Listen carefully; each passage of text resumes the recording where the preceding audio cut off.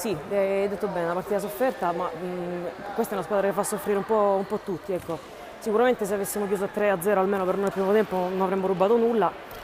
E ovviamente anche oggi si è evidenziata la nostra difficoltà di andare in gol e quindi ecco, l'abbiamo tenuta aperta fino a 40 secondi dalla fine e per fortuna l'abbiamo chiusa sul 4-2 e quindi arriviamo alla sosta con questo piccolo vantaggio che volevamo e abbiamo ottenuto.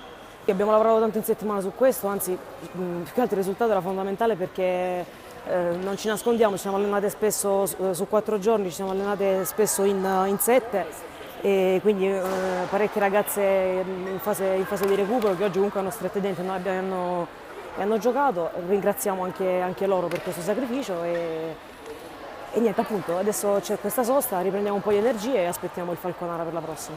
Avevo segnato appunto al girone di ritorno sempre con loro e non lo so, sarà che mi portano bene, sono contenta che è stato utile alla squadra. Ecco.